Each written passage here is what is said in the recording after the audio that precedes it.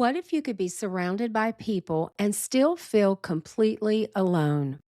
You can be married, you can have children, you can serve in a church full of people, you can talk to women every Sunday and still ache for someone who really knows you. I know because I've been there. There was a night when I was lying on my couch, aching for friends. I remember thinking, who could I call? Who could I really connect with? What God showed me in that season changed the way I think about loneliness and friendship. Today, we're talking about the loneliness no one warns you about and how to move from simply being surrounded by people to experiencing genuine connection. Hey, friend, have you experienced loneliness, church hurt, or ministry burnout? Welcome to Thriving Pastor's Wife. I'm Susan Belisle, and I'm so glad you're here. Each week, you'll find biblical encouragement, practical tools, and mindset transformation to help you thrive in life and ministry. So grab your favorite cup of hot brew, take a deep breath, and let's take this journey together. If you're feeling stuck, overwhelmed, or simply tired of carrying the weight of ministry alone, you don't have to figure it out by yourself. Through one-on-one coaching, I'll help you renew your mindset, overcome the thoughts that are holding you back, and create healthy rhythms that lead to lasting change. Together, we'll develop practical, biblical strategies tailored to your unique situation. If you're ready to experience greater peace, purpose, and joy in both life and ministry, I'd love to walk alongside you. To learn more, visit susanbelisle.com/coaching or click the link in the show notes below. Welcome back to Thriving Pastor's Wife, the podcast where we talk honestly about the challenges women face in ministry and discover how a renewed mindset can help us thrive in the middle of it. I'm Susan Belisle, and today we're talking about something I believe far too many pastors' wives experience, but don't always know how to talk about: loneliness. Not just the loneliness of being physically alone. I'm talking about the loneliness of being surrounded by people and still feeling disconnected. You can walk into church every Sunday and have dozens of people greet you. You can attend meetings, Bible studies, women's events, dinners, ministry gatherings. You can have people you know and they know your name.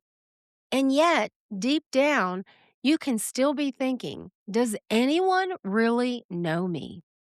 Who could I call if I just needed to talk? Who could I be completely myself with?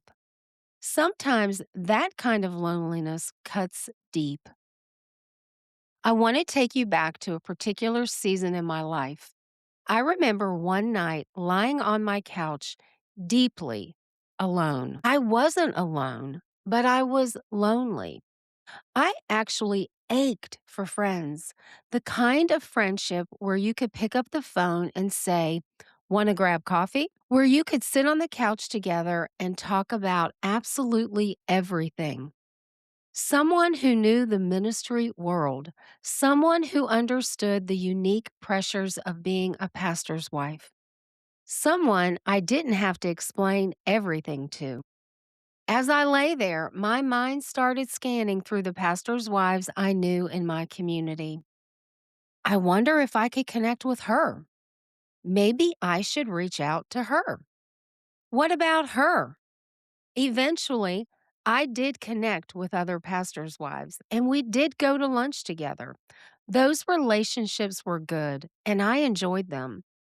But I discovered something that surprised me. Lunch with another woman wasn't the remedy for the loneliness I was experiencing.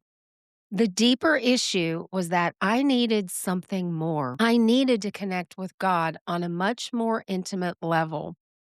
And as I began spending more time with Jesus, not just doing ministry, not just studying the Bible to prep for a lesson, not just praying about what needed to happen at church, but actually being with Him, something began to change inside of me. I discovered that Jesus could satisfy a place in my heart that no human friendship could completely fill.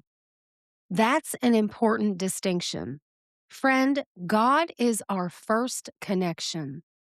When we're lonely, we tend to go straight to looking for people to fix it.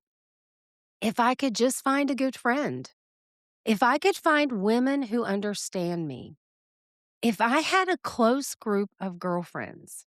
And yes, we absolutely need those relationships, but no human being can carry the weight of being everything we need emotionally, spiritually, and relationally. That's not what friendship was designed to do. There's a place in our hearts that only God can fill. One of the most important things we can do when we're lonely is stop and ask, God, what are you inviting me into in this season? Instead of rushing to fill the empty place with people, start by filling your heart with His presence. Sit with Jesus, talk with Him, tell Him you're lonely, tell Him what you're longing for, tell Him what hurts. Then listen. Let Him love you. Let Him remind you who you are apart from your role, your ministry, your marriage, your children, and what other people think of you. Because when our deepest connection is with Him, we don't approach friendship from a place of desperation. We approach it from a place of wholeness. We're not asking another woman to complete us, we're inviting her to walk alongside us. But we still need friends. I want to be clear. I'm not saying you don't need friends. Just spend time with Jesus. No, we were created for relationships. God Himself said in Genesis that it wasn't good for man to be alone. We need people, women who can laugh with us, women who can cry with us, women who can pray with us, women who will tell us the truth. Women who understand when we say, I'm having a really hard day. Sometimes we just need someone to sit on the couch with and say, I get it. So the answer to loneliness isn't isolation. The answer is connection with God and with people. If you're listening today thinking, Susan, I don't have those friendships, here are some practical places to start. First, be intentional about reaching out. This is probably the biggest one. Don't wait for friendship to happen. Reach out. Invite someone to coffee, maybe even at your home. Ask someone to lunch. Send a text that says, I've been thinking about you. Want to grab coffee sometime? Invite another woman on a walk. And here's something important, not everyone who crosses your path will become a close friend. That's okay. Sometimes we reach out and the relationship just doesn't develop. Don't take it personally. It doesn't mean something's wrong with you. It simply means not every relationship is meant to become an intimate friendship. But if you want friends, you have to keep reaching out. Friendship requires initiative. Second, guard yourself against busyness. Busyness can actually lead to loneliness, especially for women in ministry. We can get so busy doing ministry, caring for our families, working, serving, attending meetings, answering text messages, prepping for Sunday, and looking after everyone else's needs that we leave no room for relationship. But there's another side to it we don't always consider. People may assume you're too busy for them, so they don't reach out to you. If everyone sees you constantly rushing from one thing to the next, if you're always saying, I'm so busy, or I don't have time right now, people may eventually stop asking, not because they don't care, but because they don't want to bother you. They'll say things like, she's really busy. She probably doesn't have time. I don't want to add one more thing to her plate. And before you know it, you've unintentionally built a life surrounded by people, but without much room for meaningful connection. So guard yourself against busyness. Being busy isn't a badge of honor, and being constantly needed doesn't mean you're being more fruitful. Sometimes we have to say no to good things to make room for the relationships that matter most. We need margin to sit down with a friend over coffee or hot tea, margin to answer the phone, to invite someone over, to linger after church for a real conversation, to notice when another woman is hurting.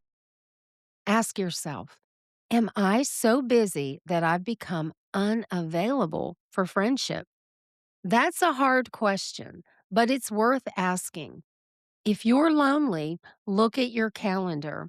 Is there room for the friendship you're asking God for? Because sometimes we don't need another activity, we need margin. And margin creates space for connection. Third, look for common ground. Think about the women already around you. Maybe there's another pastor's wife you've connected with. Maybe there's a woman in your church in a similar season of life. Maybe you share something in common with someone in your community, a Bible study, an exercise class, a neighborhood group, a volunteer team. Look for common ground. You don't have to start with, will you be my best friend? Just start with, let's get together. Connection grows through repeated interaction. Fourth, go deeper than small talk. Sometimes we're surrounded by people because we're stuck in surface level conversations. How are you? I'm good. How's your family? They're good. And then we move on. Try going one layer deeper. How are you really doing? What's been challenging you lately? What are you excited about right now? How can I pray for you? Then be willing to answer those questions yourself. If you want intimacy and friendship, someone has to go first. We often wait for the other person to be vulnerable while carefully protecting ourselves. Vulnerability invites vulnerability. You don't have to tell someone your whole life story the first time you meet them, but you can start by letting people see the real you. Fifth, create regular rhythms of connection. One lunch every 6 months isn't going to build a deep friendship. Friendship needs consistency. Maybe it's coffee every other Tuesday, a monthly dinner, a Saturday morning walk, a weekly phone call, a small group of 3 or 4 women. It doesn't have to be complicated. Simple is often better. Write in connection time on your calendar. Write it down, plan for it, prepare for it. If you wait for everyone's schedule to open, you may never get together. Sixth, don't limit your friendships to other pastors' wives. This one matters especially for those of us who are pastors' wives. There's something valuable about having another pastor's wife who understands your world, but don't assume all your close friends need to be pastors' wives. You need women who understand your ministry, but you also need women who simply know. Maybe you need a friend who doesn't care about church politics. Maybe you need someone who doesn't know a single detail about your ministry, or just knows you love to laugh, knows your favorite restaurant, will go shopping with you, will sit on your porch and drink some sweet tea. Those friendships are valuable too. Seventh, be the friend you're looking for. This one can be challenging. If you're thinking, I wish someone would check on me, check on someone else. If you're thinking, I wish someone would invite me, invite someone. If you're thinking, I wish someone would listen to me, be willing to listen. If you're looking for a friend who's encouraging, trustworthy, compassionate, and genuine, become that friend. Sometimes the friendship we're longing for begins when we decide to become the friend we're hoping to find. Eighth, don't give up after one disappointment. This one is very, very important. You may reach out to someone and discover you're not compatible. You may open your heart and get hurt. You may invest in a friendship that doesn't last. I've learned that often friendships are for a season and for a reason. You might be tempted to say, I'm just not going to do this anymore. I've seen that time and time again with women in ministry. They've been hurt and they've been burned, and they say, I'm done. I'm just not going to do this anymore. But don't let one disappointing relationship convince you that meaningful friendship isn't possible. Friendship involves risk, it involves vulnerability, and yes, sometimes disappointment, but it's worth it. Keep your heart open. Keep asking God to bring the right women into your life and keep being willing to reach out. I want to leave you with this thought. Maybe loneliness isn't always evidence that something is wrong. Sometimes loneliness is an invitation to draw closer to God, to let Him meet you in a deeper place, to reach out, to become vulnerable, to develop relationships you may never have experienced otherwise. When I was lying on that couch, aching for friendship, I thought I needed another person to make the loneliness go away. God showed me something deeper. I needed Him first. My relationship with Jesus became the foundation for every other relationship. And as I learned to find my security, identity, comfort, and satisfaction in Him, I was able to enjoy friendships without expecting them to fulfill what only God could fulfill. I still believe this today. Jesus is the friend who will never leave you. He is the friend who will fulfill every need in your life. He's present when your phone isn't ringing. He's present when you feel misunderstood. He's present when the ministry feels lonely. He's present when you don't know who to call. And He cares about the lonely places in your heart. But He also created you for community. So if you're lonely today, don't shame yourself for it. Don't tell yourself, I should be stronger than this. Don't pretend everything is fine. Bring your loneliness to Jesus and then ask Him, who can I reach out to? Maybe there's someone you've been thinking about. Send the text, make the call, invite her to lunch. Take the first step. You may not find your best friend immediately, but you may find the beginning of a beautiful friendship. And remember, you don't have to choose between intimacy with God and intimate friendships with women. We need both.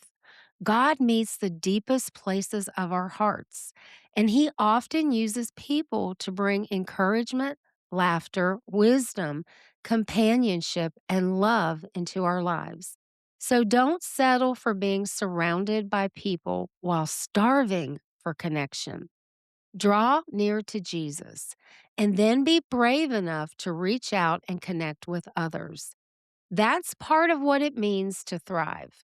Before we close, I want to personally invite you into something I've created especially for women like you. It's called Thriving Pastor's Wife Community, my private Facebook group for pastors' wives. If you've been listening today and thinking, I wish I had women who understood what I'm experiencing, this community is for you.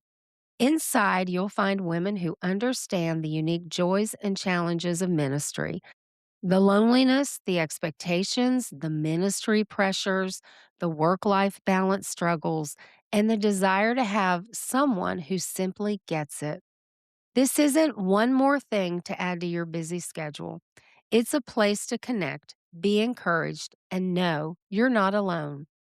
Come join us. I'll put the link in the show notes. I'd love to see you there because you were never meant to walk this journey alone. Hey, friend, I hope today's episode encouraged you. If it did, would you take 30 seconds to share it with another pastor's wife or woman in ministry who could use a little biblical encouragement today? And if you haven't already, I'd be so grateful if you'd leave a kind review on Apple Podcast. Your reviews help more women discover the show, and it means so much to me. I'll meet you back here next week for another episode of Thriving Pastor's Wife.